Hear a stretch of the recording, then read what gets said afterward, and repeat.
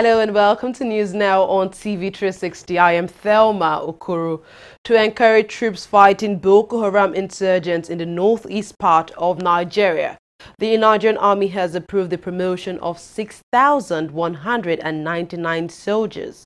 Army spokesman Sani Usman in a statement said the Chief of Staff, Lieutenant General Tukuborotai, approved the promotion for the men currently fighting in the northeast part of the country. He gave the breakdown of the special promotion as follows. 329 staff sergeants were promoted to warrant officers. 371 sergeants moved to staff sergeants, while 707 corporals promoted to sergeants. 1,290 lance corporals moved to corporals, while 3,502 privates were promoted to lance corporals. The army has been battling to defeat the Boko Haram insurgency since 2009. President Muhammadu Buhari will return to Nigeria as soon as his doctors advise him to do so. A statement from his office confirmed this, even though it wasn't stated just how soon the president will be in the country. President Buhari has been on medical leave in the UK since May this year for treatment of an undisclosed ailment. He released a letter thanking Guinea's President Alpha Condé for the nationwide prayers held last week for his recovery and good health. In his letter, President Buhari assured Condé he is making good progress and would return to Nigeria to assume his duties as president as soon as his doctors give him approval. In an earlier letter, the president also accepted his nomination as the leader of the 2018 AU theme on the fight against corruption. Meanwhile, governors from Nigeria's main opposition party, the People's Democratic Party, will pay a visit to the president in London. The sources say the visit will feature 6 governors chosen from 6 geopolitical zones of the country. This comes a few days after a similar visit was made by governors and leaders of the All Progressives Congress. The presidency is yet to provide more details on the planned trip. A group of protesters have stormed the National Assembly in Abuja to urge lawmakers to reduce the age limit to run for president from 40 to 35. The protesters were, however, stopped from meeting with the lawmakers by security operatives. A bill to support their demand, which is the Not Too Young to Run bill, is already waiting for approval in the National Assembly. The hashtag Not Too Young to Run following the march has been trending on social media in the country.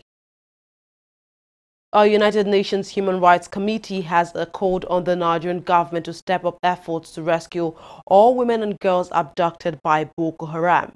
The global body is asking the government to ensure the girls also return to school without any form of stigma. About 100 of the 270 schoolgirls abducted by the sect at their secondary school in Chibok, northeast Nigeria in April 2014 have been released, and another 60 have escaped from the insurgents. However, about 100 of them are still believed to be in captivity. More than half of the world's children are not being educated here in Nigeria. Acknowledging the scale of the problem, the Education Ministry's Permanent Secretary, Adam Hussaini, says it was sad to note that Nigeria had 10.5 million children out of school. This is the first time senior officials in the country have admitted the size of the problem. UN's children agency UNICEF has been campaigning on this issue, as well as a number of other groups. On a visit to the country last week, education activist Malala Yousafzai met with acting president Yemi Osinbajo, asking him to declare a state of emergency in Nigeria's education sector. Lagos State Governor Kilmi Ambode has urged the newly elected local government officials to ensure they carry out their duties diligently. He was speaking at the swearing-in ceremony of the officials in Lagos State, southwest Nigeria. The governor says his administration recognizes the importance of government at the grassroots level as a vibrant and effective system. The chairman of the 20 local government areas and 37 local council development areas were elected over the weekend. If you listen to the governor's speech, he has challenged us to go there and do well. There is a template in Lagos State, the template of performance. That's what we're going to ride on. We are going to domesticate all government efforts at the state level in our various local governments. in terms of specific projects that will better the lot of the people. We are looking at agriculture, we are looking at empowerment of the youth, we are looking for child and women care, primary health care, we are looking at education. So there are a lot of programs that we have articulated. The people should expect dividends of democracy. We want to do a lot for the people. Our people are suffering, and it is time to say enough is enough. We want to do more roads, we want to do more drainage, and we want to make sure that employment is provided. Health centers must be provided and equipped, fully equipped. More on our top stories. Acting President Yemi Osinbajo has met with service chiefs over the state of the nation. The meeting also had the Borno State Governor Kashim Shettima in attendance. Top of the agenda was the several suicide explosions in Nigeria and all the Borno communities in 2017. The latest of such attacks at two internally displaced persons camp in Nigeria on Sunday caused the death of at least 4 people. The federal government will commence plans to rebuild the northeast region destroyed by the Boko Haram terrorist sect. The initiative will cover several towns and is in partnership with the Borno state government. It's expected to carry out reconstruction of houses for the return of IDPs across the country. A statement from the government says the initiative will also oversee the deployment of thousands of police officers and officers of the National Security and Civil Defense Corps expected to be trained for the special task. Equally, 20 doctors, 100 nurses and other relevant health officers will be recruited to provide essential health services in the region. Nigeria's crude oil production level reduced by 150,000 barrels per day following attacks on the Trans-Nigeria pipeline by suspected militants in Ogoniland, the Niger Delta region. The attack came barely a week after NNPC announced the country's crude production oil level has risen to 2.2 million barrels per day. A decline on pipeline attacks in the Niger Delta region gave a boost to the country's crude oil production. The attacks dropped following talks and negotiations with stakeholders in the oil-rich region by the Nigerian government. Nigeria will from February 2018 begin to host a yearly International Petroleum Summit in Abuja. Acting President Yemi Osinbajo confirmed this when he declared open an extraordinary session of the Council of Ministers of the African Petroleum Producers Organization in Abuja. Nigeria's Minister of State for Petroleum Resources, Ibe Kachiko, had earlier in the year given a hint on this plan. No fewer than 18 ministers of oil-producing countries that make up APPO were in attendance at the extraordinary session. But also the paradox is inescapable, that we need oil to get out of our dependency on oil. So the capacity to add value to the crude oil that we extract is crucial. The whole range of petrochemical enterprise remains a largely untapped option for growing industrial opportunities, creating jobs, and increasing our chances of delivering on our national and continental commitments to inclusive growth. We must leverage our oil resources to fund and to support our ambition to create economies fit and ready for the 21st century. In Nigeria, we are pursuing a series of reforms along these lines, combining executive and legislative action to create a sector that is more efficient, more transparent, and more attractive to domestic and foreign investment. We are also making progress in fine-tuning and implementing our local content policy. And that, I must say, is one area that is critical to the future of Apple. Indeed, that was one of the reasons why Apple was created, to provide a platform that will support and empower African countries to build and exploit local capacity and technology to the fullest. How do we ensure that those of us who are blessed with natural resources like oil and gas are able to take those benefits out to the rest of Africa to ensure that we have adequate power, that we have adequate energy tools to be able to run our economy, and that the economies of scale in terms of distance of supply will utilize to the best of our advantages to make this work. So you see therefore that because of the challenges that the oil sector poses, the expectations from you today is not one of a conservative movement from point A to point B. It is rather one of a radical transformation of this organization to make it be worth your while. And Nigeria, having given birth to this organization, intends to play a solid leadership role, working collaboratively with all of us to move our organization fairly rapidly, fairly quickly, along the lines of what we try to do in our local industry in Nigeria. A group known as the Buhari Friends Organization Network has called on the governor of Ekiti State, Ayodele Fayose, and former Minister of Aviation Femi Fani-Kayode to be cautious of the incessant verbal attacks on President Muhammadu Buhari. Speaking to journalists in Abuja, the nation's capital, National Coordinator of the organization says as a support group, the organization would no longer tolerate unwarranted and unverifiable accusations against the president. As you are equally aware that of very recent, two key persons of the People's Democratic Party, PDP, one of them a sitting governor, Mr. Ayodele Fayose, and Femi Fani-Kayode, have chosen the path of dishonor and reckless manner in their habits of negative presentation of information, even as baseless to the general public in regard to the health condition of Mr. President since he left the country on the 7th of May, 2017. The worst of the two is that of a sitting governor with a mandate of 4 years to serve his people, even as that of the president, while the other co-traveler, a known political jobber, always seeking for attention and relevance, with the ultimate objective to get political appointment through negative criticism of leaders. As we may not delve much on the ferocious litigations in regard to corrupt cases established against these men of dishonor, ours is to go straight and do the needful, which is to resolve as follows. Number one, that having watched with keen interest the various form of insults and destruction to the person of the President of Nigeria by Ayodele Fayose and other agents of doom, we wish to warn here that henceforth we are going to return fire for fire in the course of any more attempts by Fayose and his discredited elements, wherever they are, to embark on further insults and needless distractions.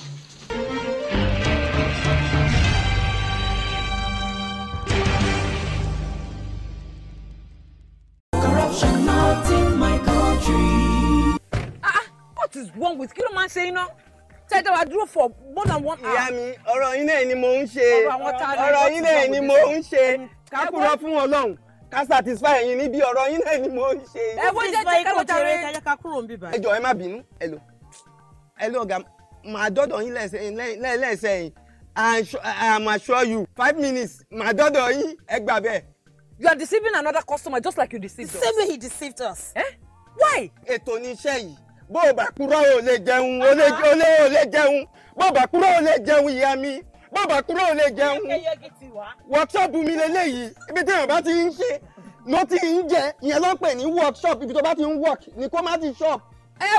You cannot base your business on lies. Koda now, it is corruption and it cannot work. Not in my country. Corruption not in my country.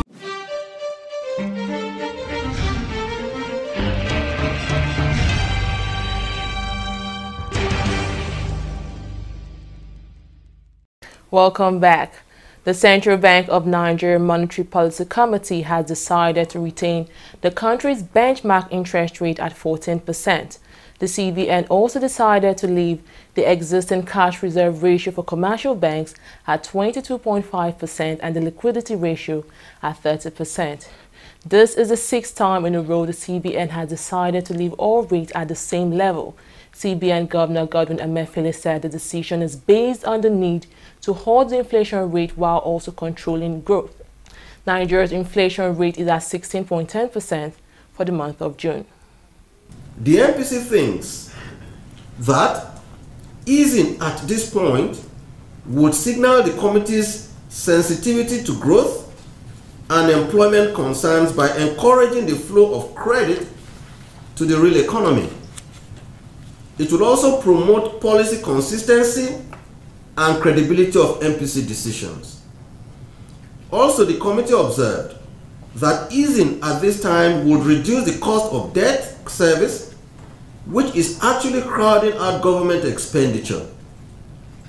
The risks to easing, however, would show in terms of upstaging the modest stability achieved in the foreign exchange market, the possible exit of foreign portfolio investors, as well as a resurgence of inflation following the intensified implementation of the 2017 budget in the course of the year.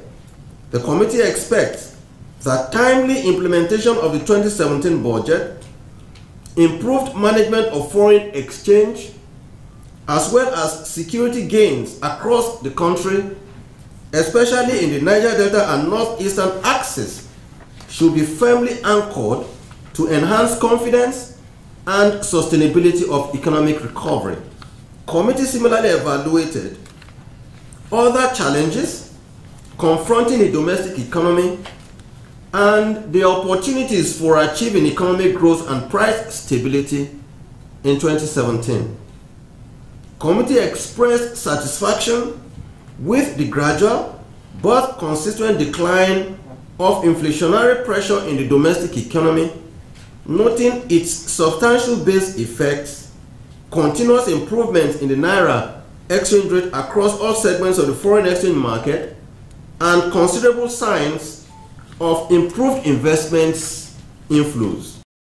Nigerian stocks climbed to more than 2 years high, lifted by gains in Dangote Cement as investors piled into the shares in anticipation of its half-year earning. Dangote Cement, which accounts for a third of total market capitalization, rose 2.44% to leave the main share index 1.86% to a level last seen in May 2015. Traders said investors were expecting a strong half-year performance from listed firms as results start pouring in this month. The Transmission Company of Nigeria wheeled out 22,978 megawatts of electricity between July 17 and July 23 against the 25,819 megawatts generated in the previous week. Power generation dropped by 2,841 megawatts between the two periods. The daily statistic of TCN operation obtained from the Nigerian Electricity System Operator, a section of the TCN, showed that power generation between July 17 and July 23 was taken by 11 distribution companies. Oil prices extended gains on Tuesday after Saudi Arabia pledged to curb export from next month. Brent crude futures were up 68 cents at $49.28 a barrel, while U.S. crude futures rose 64 cents to trade at $46.98 a barrel. At a meeting in the Russian city of St. Petersburg, OPEC and non-OPEC producers discussed extending their deal to cut output by 1.8 million barrels per day beyond March 2018, if necessary. That's all on business. More stories coming up. Do stay tuned.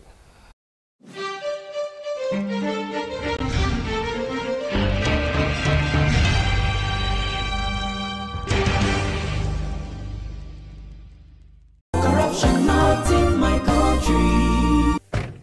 What is wrong with you? Man saying no. Tell them I drove for more than 1 hour. Ìyá mi, ọ̀rọ̀ yín náà ni mò ń ṣe. Ọ̀rọ̀ yín náà ni mò ń ṣe. Ká kúrò fún Ọlọ́run. Ká satisfy yín níbi ọ̀rọ̀ yín náà ni mò ń ṣe. Ẹ wo jẹ́ ká lọ jàre ká kúrò nbí báyìí. Ẹ jọ̀ọ́ ẹ má bínú. Hello ọ̀gá. Màá dọ́dọ̀ yín lẹ́sẹ̀. I am assure you 5 minutes. Màá dọ́dọ̀ yín ẹ gbà bẹ́ẹ̀. You are deceiving another customer just like you deceived us. The same way he deceived us. Eh? Why? Ètò ní iṣẹ́ yìí. Bó o bá kúrò ò lè jẹun, ò lè jẹun. Bó o bá kúrò ò lè jẹun ìyá mi. Bó o bá kúrò ò lè jẹun. Workshop mi leléyìí. Ibi tí èèyàn bá ti ń ṣe ló ti ń jẹ. Ìyẹn ló ń pè ní workshop. Ibi tó bá ti ń work ní kó má ti shop. You cannot base your business on lies. Koda now, it is corruption and it cannot work. Not in my country. Corruption not in my country.